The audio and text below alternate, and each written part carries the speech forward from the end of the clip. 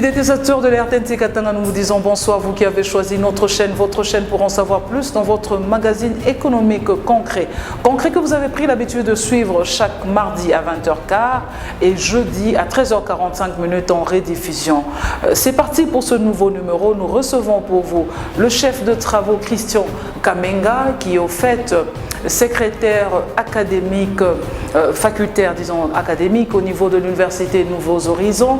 Il est également en tant que modélisateur, j'espère que je n'ai pas oublié, mais il est mieux placé pour nous parler du lien entre l'économétrie et la Covid-19. Monsieur le chef de travaux, nous vous disons bonsoir. Bonsoir, madame. Est-ce que j'ai oublié quelque chose pour votre présentation? Oui, je crois il y a un élément qu'il faut également préciser, c'est que je suis modélisateur et analyste des données. Donc, du coup, je suis spécialiste en technique quantitative. Vous êtes spécialiste en technique quantitative. Qu'est-ce que ça signifie, être spécialiste en technique quantitative? Parce que ça sort un peu de l'ordinaire. Voilà, technique quantitative, donc cela veut dire simplement nous mesurons, d'accord, le phénomène économique, n'est-ce pas? Comme je suis économiste, je fais les techniques quantitatives, c'est dans l'objectif de mesurer les phénomènes économiques. Donc là, il dit là, donc qu'est-ce que nous faisons? On part, n'est-ce pas, dans des données, dans des chiffres. Et puis partant dans ces chiffres-là, nous allons exploiter ça et pour pouvoir orienter dans les décideurs dans la bonne direction. Pour pouvoir orienter. Mais la question également, c'est autour de le sujet que nous allons aborder avec vous. C'est le lien qui existe, le lien entre l'économétrie et la Covid-19. L'actualité oblige. Que peut-on comprendre par l'économétrie? C'est quoi l'économétrie? Bon, madame, avant de répondre à cette question, permettez-moi d'abord de vous remercier de m'avoir invité sur votre plateau. La courtoisie l'oblige. Alors, pour comprendre dans l'économétrie, permettez-moi, madame, je vais la découper en des syllabes, sans pourtant offenser le linguiste, ni moins m'attirer de l'air foudre. Alors, le premier syllabe, c'est écono, qui veut dire simplement économie. Le deuxième syllabe, métrie, qui veut dire mesure. Donc l'économétrie, c'est cette discipline qui permet de mesurer les phénomènes économiques. Alors, je peux illustrer ce que c'est un phénomène économique. Je prends le cas par exemple du recul de la croissance économique. On constate aujourd'hui qu'il y a recul de la croissance économique. Alors, donc ceci constitue, on appelle un phénomène économique. L'économétrie, c'est une discipline qui est très exigeante. Pourquoi? Parce qu'elle se situe, n'est-ce pas, au carrefour de trois autres disciplines. Bien si vous voulez, au confluent de trois autres disciplines. Trois autres disciplines, qui sont lesquelles? Notamment, il y a la statistique, il y a les mathématiques, et puis il y a aussi l'économie. Donc dans l'économétrie, nous avons les trois disciplines. Nous avons l'économie, nous avons la statistique, nous avons également les mathématiques. Donc c'est pratiquement un carrefour pour ces trois disciplines. Tout à fait, c'est vrai, dans l'économétrie se trouve dans ces carrefours. Alors, puisque dans l'économétrie, nous avons l'économie, nous avons les mathématiques, nous avons la statistique dans l'économétrie. Mais quel est le rôle que peut jouer l'économétrie dans une entreprise? Est-ce que aussi l'économétrie peut intervenir dans d'autres disciplines? Oui, bon, avant d'aller très loin, n'est-ce pas, pour expliquer un peu le rôle de l'économétrie, que ce soit au niveau de l'entreprise ou bien au niveau de l'économie, ou aussi préciser, n'est-ce pas, les différentes applications de l'économie dans d'autres domaines, il serait d'abord souhaitable que nous puissions comprendre au commun des mortels, de manière très simple, n'est-ce pas, le travail de l'économétrie. Avec l'économétrie, madame, on fait ce qu'on appelle de la modélisation. On fait ce qu'on appelle de la modélisation. Alors, et c'est quoi dans la modélisation? Oui, parce que ce sont des termes qui sont purement techniques. Tout à fait. Donc, la modélisation, les législateurs vont poser la question, c'est quoi? Déjà, quand je dis ça, vous êtes modélisateur, les gens se posent la question, c'est quoi exactement la modélisation? Donc, c'est là où je porte la casquette de modélisateur. Parce qu'avec l'économétrie, on fait ce qu'on appelle la modélisation, comme je viens de le dire. Et dans la modélisation, on élabore des modèles. D'accord? Mais finalement, c'est quoi un modèle? Un modèle, en économie, c'est une représentation simplifiée de la réalité économique. Alors, une représentation simplifiée de la réalité économique. Voilà. De manière très simple, madame. La modélisation. Voilà. De manière très simple, je vais prendre un exemple. Je partirai d'un exemple pour permettre à tout le monde de comprendre ce que c'est un modèle. D'ailleurs, dans la vie quotidienne, n'est-ce pas, on crée des modèles sans pourtant se rendre compte. Alors, je vais prendre l'exemple d'une recette culinaire. Madame, vous préparez, n'est-ce pas? Voilà. Alors, prenons le cas de la préparation d'une soupe de viande. Dites-moi, madame, quand vous préparez, n'est-ce pas, pour faire votre recette, particulièrement la soupe dans les viandes, vous utilisez certainement dans les ingrédients, n'est-ce pas? Alors, il y a une liste, donc, parmi donc, ces ingrédients, vous êtes spécialiste, n'est-ce pas? Spécialiste culinaire, vous savez mieux que moi, mais j'ai une idée plus ou moins de la soupe. Voilà, une idée plus ou moins restreinte. Et pour faire votre soupe, vous avez besoin des ingrédients, notamment l'ail, l'huile, le sel, la tomate et tout ce que vous savez. Alors, le fait de mettre en relation ces ingrédients, évidemment pour produire donc, la soupe, vous venez de créer un modèle. Donc, quand je fais ma soupe, la soupe à la viande, donc ça signifie que j'ai créé un modèle. Vous venez de créer un modèle. Donc le fait maintenant de combiner, oui, je suis en train d'insister sur le fait qu'il faut combinaison de ces éléments, le fait de mettre en relation ces ingrédients pour produire dans la soupe, vous venez de créer ce qu'on appelle un modèle. Alors là, à ce niveau, comment l'économétrie intervient? L'objectif de l'économétrie, dans ces cas, serait d'estimer ou bien de mesurer l'impact de chaque ingrédient sur la qualité de la soupe. Alors, donc de manière très chiffrée, l'économétrie va devoir prédire, par exemple, l'incidence de l'utilisation d'une unité additionnelle de la tomate sur la qualité de la sauce. Alors, tout en supposant que la quantité de certains ingrédients est maintenue constante. Donc, on suppose inchangé la quantité des autres ingrédients et puis là maintenant, vous mesurez l'impact d'une unité additionnelle dans les tomates sur la qualité de la sauce. Donc ça signifie, lorsque je vous entends parler de la modélisation, et lorsque vous parlez de vous avez pris en illustration la soupe en tant que femme, moi je fais la cuisine, où il y a aussi des hommes qui font la cuisine, vous avez pris l'exemple de la soupe à la viande, les ingrédients, toute cette combinaison des ingrédients, c'est ce qui fait que nous parlions au fait de cette modélisation.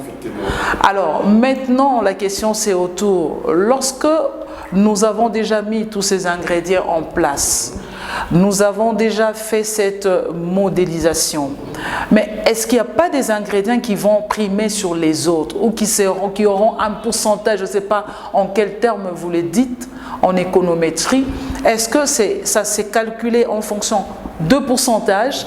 Est-ce que c'est calculé en fonction, je ne sais pas moi, de racines? Est-ce que c'est calculé parce que dans l'économétrie, nous avons la statistique les mathématiques et l'économie? Voilà, une très bonne question. Donc, pour chaque ingrédient, on utilise des indicateurs.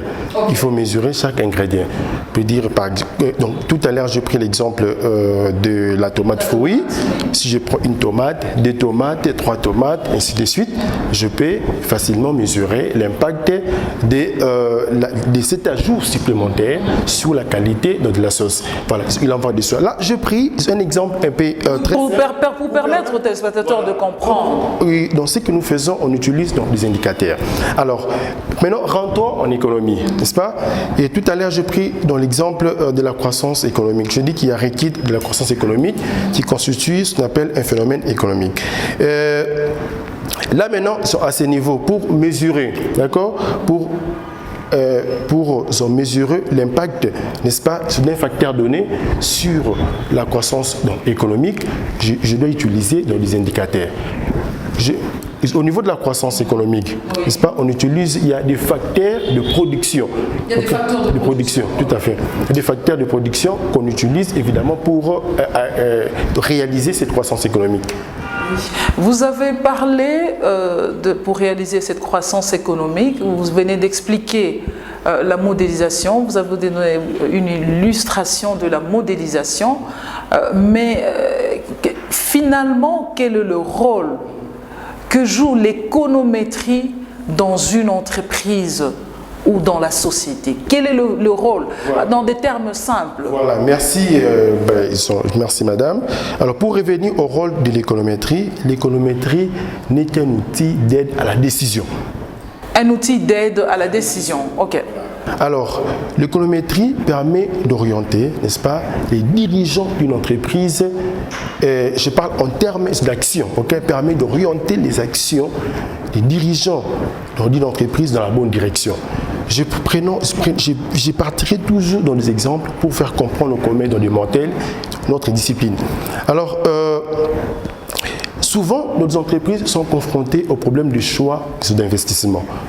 Il y a plusieurs projets d'investissement qui se présentent, n'est-ce pas? La question c'est de savoir quel est le projet que je peux retenir le plus intéressant, de manière à, n'est-ce pas, à influencer la rentabilité financière de l'entreprise. Okay. Il n'y a pas que l'économétrie qui va répondre à cette question.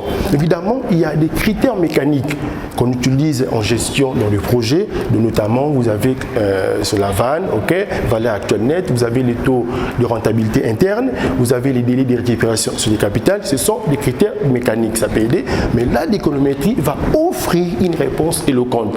Ça va vous dire exactement si vous injectez, okay, telle quantité de la masse monétaire dans tel ou tel projet, voici l'effet attendu sur l'investissement. Voilà, ça c'est au niveau de l'entreprise. L'économétrie permet d'avoir des précisions. Des précisions, évidemment. Des précisions en ce qui concerne un investissement. Pas seulement sur un investissement, mais ça j'ai pris donc, un exemple pour illustrer. Donc, à partir d'un projet dans l'investissement, oui, on peut mesurer ce qu'on appelle l'impact attendu de l'investissement dans ces projets-là sur la rentabilité financière de l'entreprise, par exemple. Est-ce que l'économétrie, là, nous parlons d'une entreprise, est-ce que l'économétrie peut également intervenir dans d'autres disciplines? Ah, une très bonne question. On peut appliquer l'économétrie dans plusieurs disciplines. Alors, mais cependant, avant de donner les illustrations de l'économétrie, ce que je vais insister sur un élément. Pour faire de l'économétrie, n'est-ce pas, il faut utiliser ce qu'on appelle les théories économiques. Il faut un fondement théorique. Je vais en revenir donc plus tard pour répondre à votre question. Et dans le domaine de la santé, par exemple, le domaine de la santé, on peut appliquer dans l'économétrie. Et dans le contexte actuel de la pandémie, on peut mesurer, par exemple, le facteur dans le risque, d'accord, d'un individu à contracter le coronavirus. Avec l'économétrie, on va faire ressortir de manière claire, nette et précise l'impact de ces facteurs, okay, sur l'exposition d'un individu au coronavirus. Donc là, l'économétrie peut jouer également ce rôle.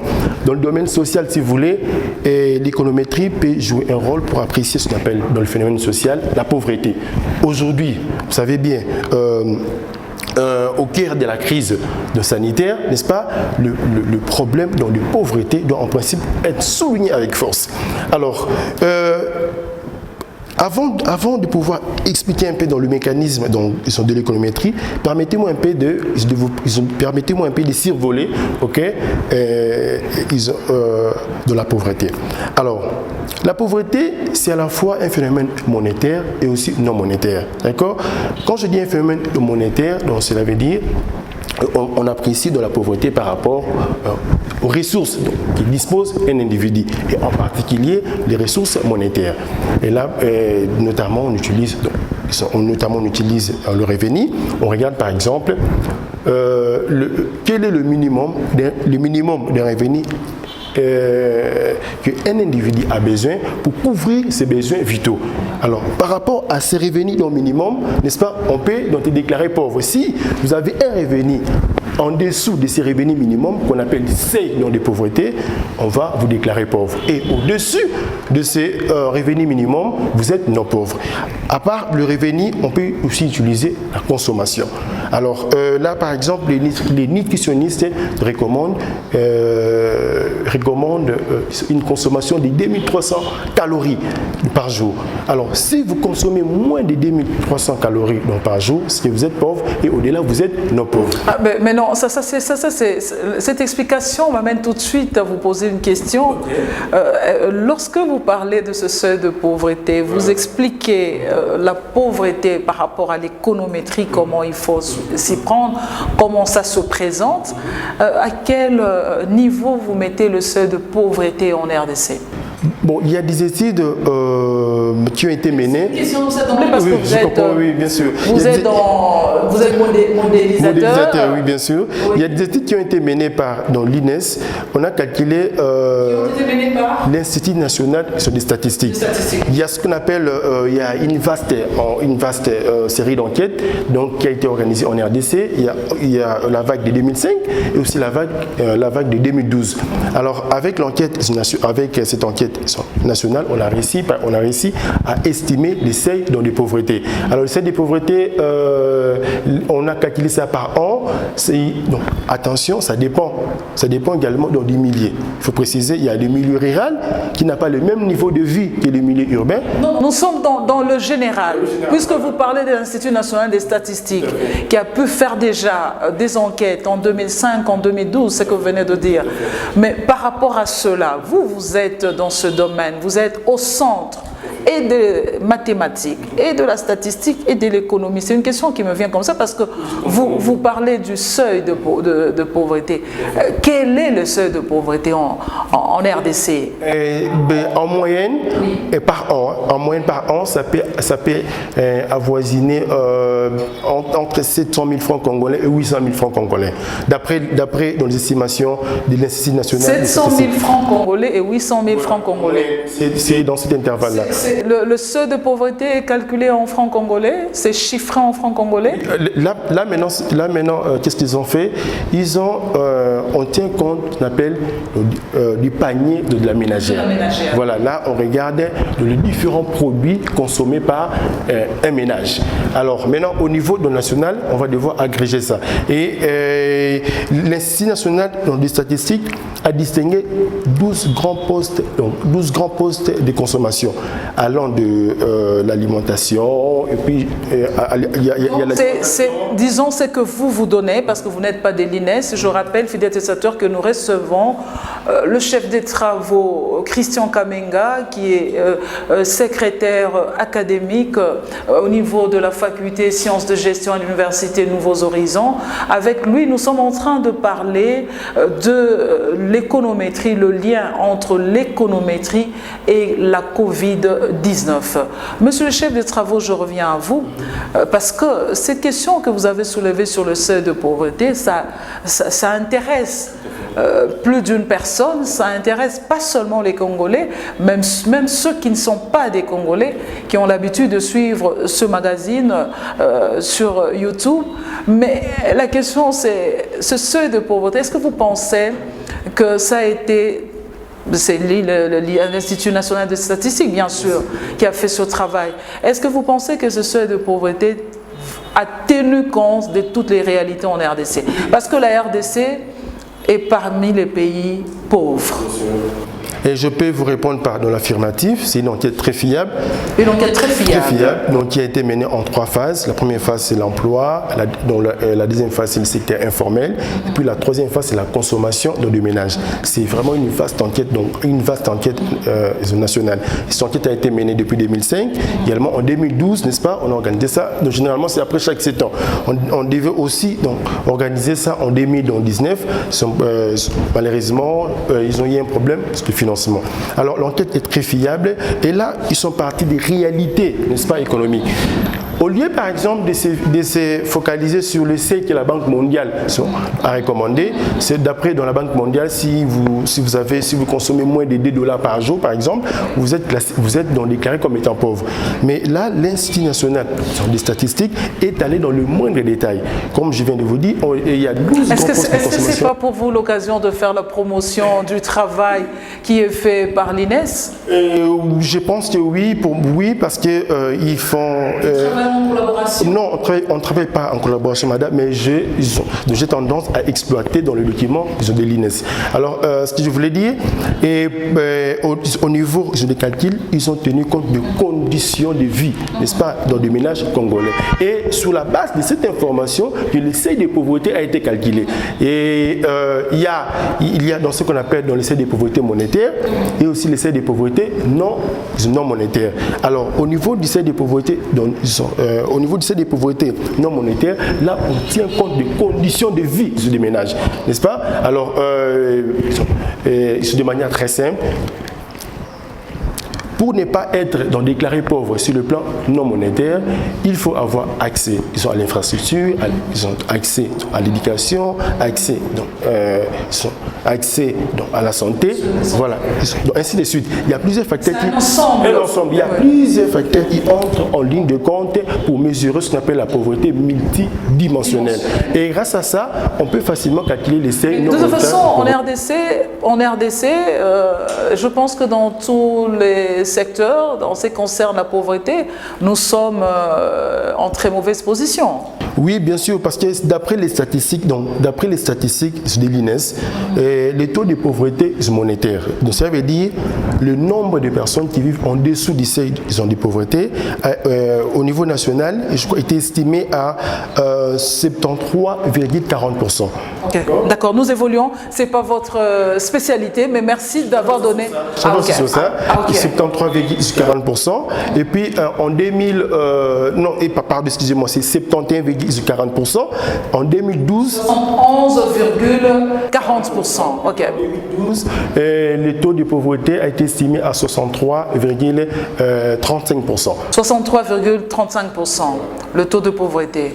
Nous sommes en train d'évoluer, mais la question également, et c'est autour, comment peut-on mesurer l'impact de la Covid-19 en ce qui concerne sur le plan macroéconomique ou microéconomique?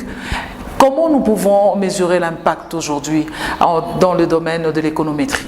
Bon, avant d'abord de revenir à cette question, je pense qu'on n'a pas fini notre discussion. Ce que je veux préciser au niveau de la pauvreté, comment l'économétrie peut intervenir. Et là, par exemple, dans l'économétrie, on peut identifier, n'est-ce pas, les facteurs qui causent la pauvreté, que ce soit au niveau monétaire ou au niveau non monétaire. Voilà. Là, l'économétrie va identifier dans ces facteurs, le mettre en exergue, et l'objectif, c'est de pouvoir permettre aux décideurs publics d'identifier les facteurs leviers sur lesquels il faut agir pour réduire dans de proportions considérables le niveau de pauvreté.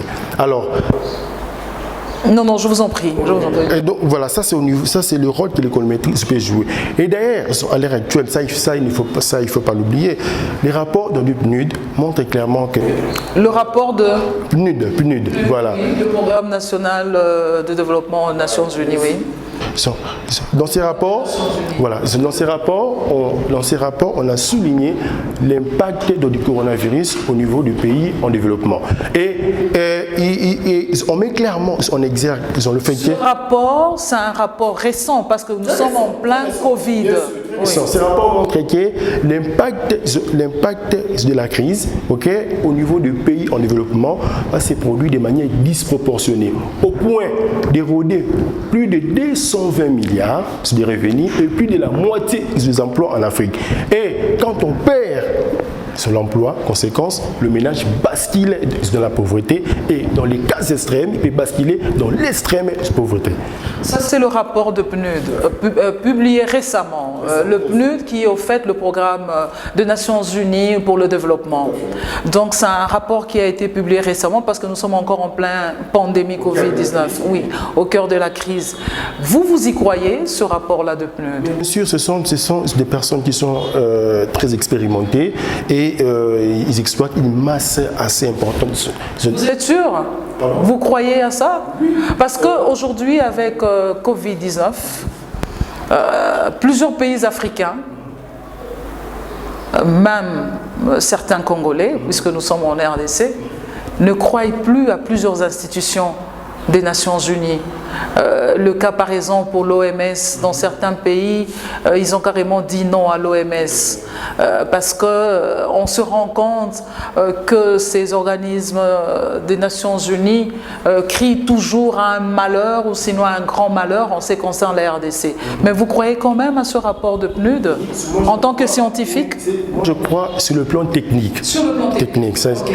Parce que ceux qui travaillent dans ces rapports, ils ont le profil approprié. Okay. Le profil approprié, ils utilisent une masse importante, ils sont des données pour pouvoir faire des analyses. Là maintenant, ce que vous dites, c'est au niveau de l'intervention.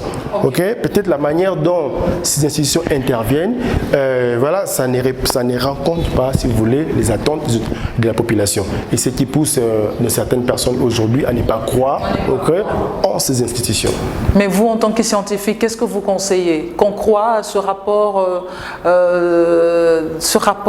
du PNUD en ce qui concerne la situation de pauvreté actuellement? Et en fait, les rapports, les rapports n'ont pas mentionné les seuils de pauvreté ici chez nous. Nous sommes en général. Donc on dit ceci, voilà, on dit compte tenu de la pandémie, que le fait du coronavirus va se produire de manière disproportionnée au point d'éroder plus de 220 milliards, également plus de la moitié des emplois en Afrique. C'est une projection de ce qu'ils ont déjà mené comme enquête. Voilà. Une mine d'or très importante. En fait, ça nous permet de pouvoir dresser un tableau, n'est-ce pas, pour pouvoir analyser dans le monde de l'état de la situation qui se présente. En tant que modélisateur. Donc c'est vraiment, je peux dire, une information très capitale. Parce que déjà, on doit comprendre que plus de la moitié sont des emplois, n'est-ce pas, de ces reperdus. L'État doit chercher à protéger dans ces emplois. Vous comprenez? Alors, donc déjà, si vous avez dans les chiffres, vous savez dans quelle hauteur, ou bien à quelle hauteur, n'est-ce pas, il faudrait intervenir pour pouvoir, par exemple, sauver les emplois. D'accord, nous sommes en train d'évoluer, mais la question, c'est également autour de l'impact. Quel impact aujourd'hui? Covid-19 est là. Nous avons l'économétrie qui est là, qui est une discipline qui gère au fait 3 autres disciplines. Qu'est-ce qui va se passer, l'impact de la Covid-19, comment l'économétrie peut jouer son rôle sur le plan macroéconomique ou microéconomique? Voilà, maintenant revenons à cette question. Au niveau microéconomique, on doit préciser. Microéconomique d'abord, c'est quoi? Parce que ce sont des termes un peu qui se disent au quotidien, macroéconomique, microéconomique. Mais finalement, les Congolais qui suivent, les Africains qui suivent, ils se posent des questions, mais c'est quoi macroéconomique, microéconomique? Je vois cette maman qui n'a pas eu le temps, ou ce papa qui n'a pas eu le temps, ou cet homme qui n'a pas eu le temps de faire l'économie, qui voit tout le temps ces termes. Ça signifie quoi d'abord, avant que vous répondiez à la question? Sur la microéconomie, au niveau de la microéconomie, l'unité d'observation, c'est l'individu, n'est-ce pas? Oui. Là, on regarde un peu les comportements individuels des agents. Microéconomie. Comportement individuel sur les agents. Je prends un exemple. La consommation de Madame Yav, n'est-ce pas? On dit bon, maintenant on va étudier la consommation donc de Madame Yav, ok? Et évidemment, on va maintenant, prendre ça à une certaine échelle. Et par exemple, on va analyser la consommation des ménages de la ville de Lubumbashi. Là, à ce niveau, on fait ce qu'on appelle la microéconomie. Alors maintenant, au niveau macroéconomie, l'unité d'observation, c'est plusieurs nos individus. Là, par exemple, on va étudier maintenant la consommation de tous les ménages au niveau de la RDC. Là, on fait ce qu'on appelle de la macroéconomie. Voilà, c'est une précision extrêmement importante. Et donc, si je dois... Un individu, voilà. Macro, c'est plusieurs individus. Ok, donc, on y va. Dire, maintenant, de manière technique, ça veut dire qu'au niveau macroéconomique, on s'intéresse au système, n'est-ce pas, de l'économie de manière globale. Alors au niveau microéconomique, n'est-ce pas, on s'intéresse au système économique de manière particulière. Alors, maintenant, revenons à la question de l'impact du coronavirus sur l'échelle macro et microéconomique. Avant de répondre à cette question aussi, madame, permettez-moi de donner une petite précision. La crise, merci. La crise, aujourd'hui, on sait que c'est une crise sanitaire, n'est-ce pas? Elle n'est pas d'abord une crise économique. Elle n'est pas d'abord une crise économique, oui. À quel moment elle est devenue une crise économique? C'est à partir du mode de réponse adopté par les décideurs politiques. Okay? En particulier, les confinements, n'est-ce pas? Et ou la fermeture dans les frontières. Le fait de confiner les gens également de fermer dans les frontières, ça a permis à l'économie, excusez-moi, de pouvoir vivre. Okay? Alors c'est en ce moment-là que le coronavirus est devenu, n'est-ce pas, une crise économique. Alors maintenant, qu'est-ce qui se passe maintenant dans ce contexte ici? Comme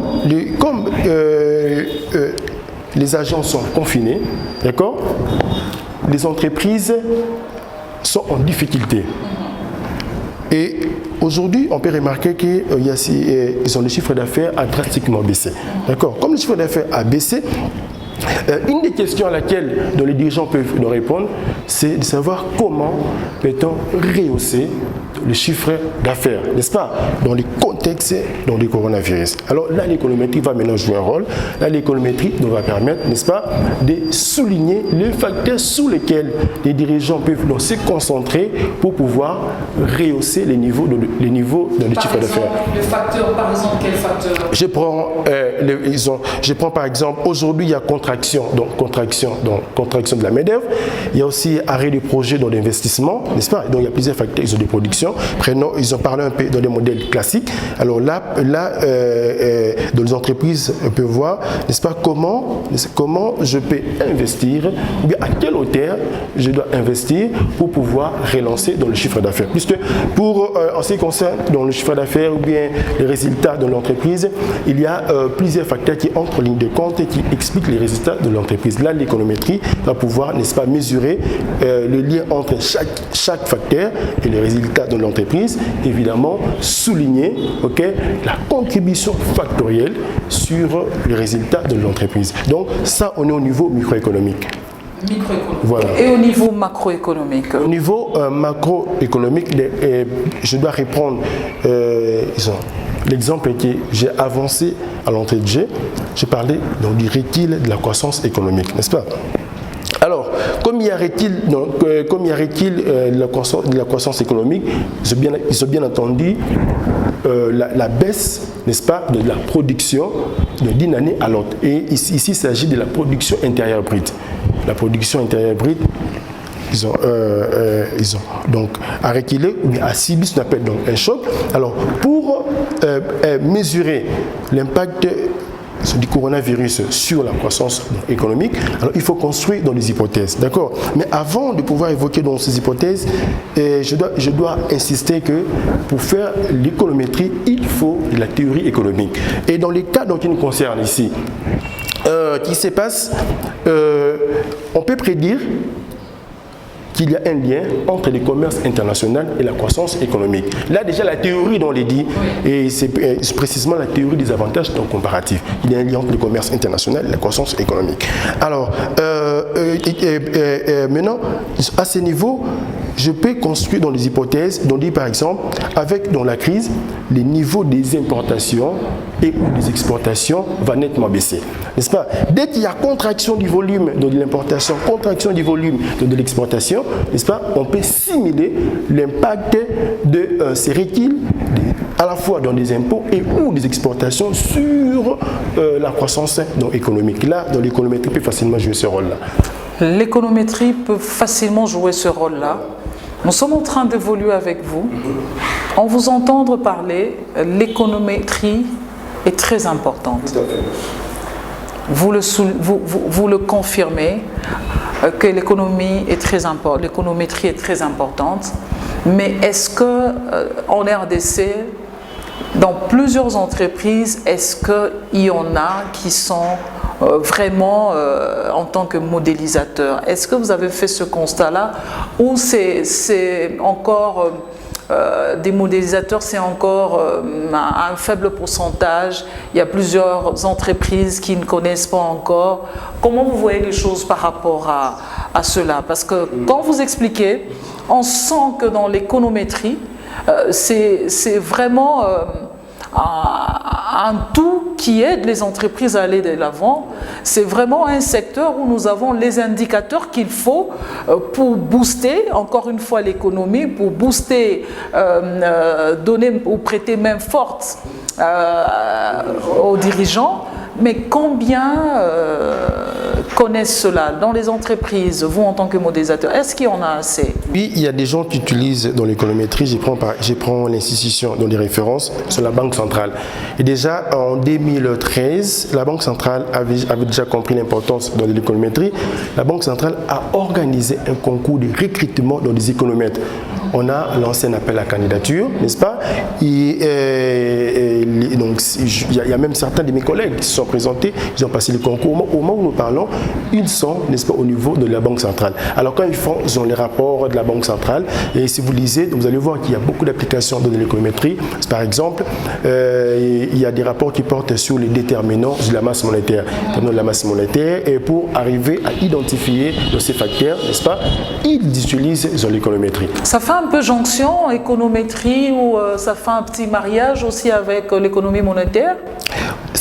Et là, ce que je dis dans l'économétrie peut s'appliquer, n'est-ce pas, dans plusieurs disciplines. Là, j'ai pris maintenant les cas de la Banque centrale, j'ai pris les comptes de la monnaie, par exemple. Si vous faites une étude sur le déterminant de la monnaie, comme le font certains de mes collègues là-bas, alors ils utilisent dans l'économétrie dans des manières très approfondies pour dégager, n'est-ce pas, les composantes qui permettraient à l'autorité monétaire de pouvoir agir pour réguler dans les proportions raisonnables de la masse monétaire. Aujourd'hui, en plein 21e siècle, pour vous, il est important qu'on ait quand même dans plusieurs entreprises, également dans d'autres disciplines, qu'on ait vraiment la mise en pratique de l'économétrie?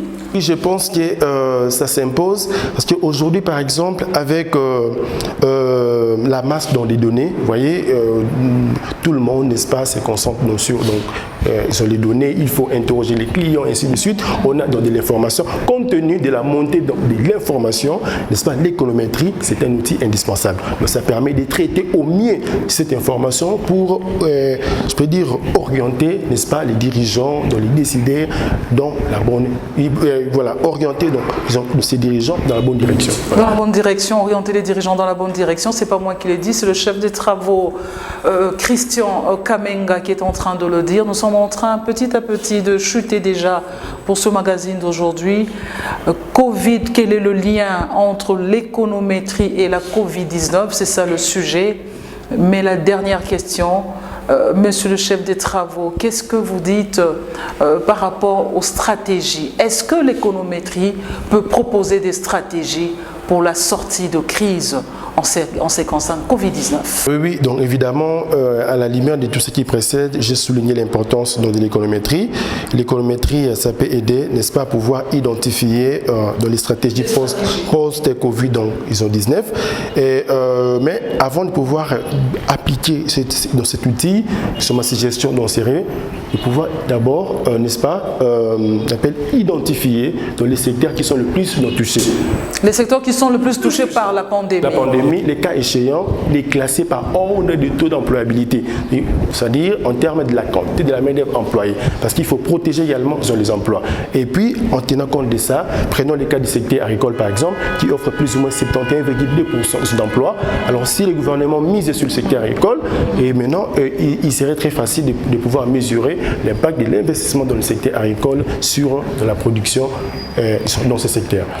Donc, si on vous suit très bien, nous sommes dans une bonne position en adoptant, ou sinon que la RDC fasse effectivement de l'économétrie une discipline qui doit être utilisée dans plusieurs domaines.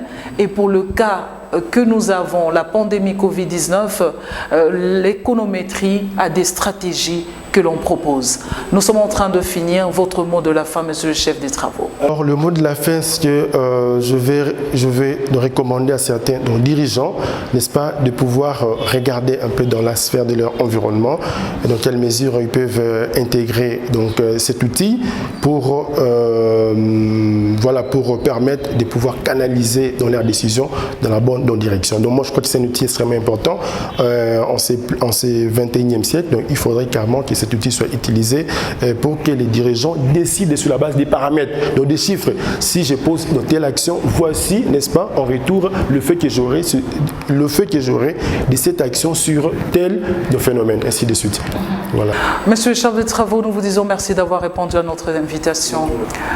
Fidèles utilisateurs de l'RTNT Katanga, nous vous disons merci, vous qui nous avez suivis. Nous avons reçu pour vous, pour ce numéro d'aujourd'hui, monsieur le chef des travaux, Christian Kamenga, modélisateur, qui est au fait également spécialiste dans les techniques quantitative, mais avec lui nous avons parlé de ce sujet, le lien entre l'économétrie et la Covid-19. Il a parlé de l'économétrie qui est au fait un ensemble, qui est un tout, c'est une science qui ramène, qui met au centre les mathématiques, la statistique et l'économie. Il a préconisé qu'au fait l'économétrie est très importante, qu'il est temps en plein 21e siècle que la RDC se dise qu'on a besoin de l'économétrie, que la RDC se dise nous devons travailler sur base des paramètres et que ces paramètres doivent être dictés, ces paramètres doivent être calculés, les indicateurs, par ceux qui sont en train de faire cette science, l'économétrie, dont lui il est modélisateur. Si vous avez aimé, nous vous disons merci, bye bye et à la prochaine.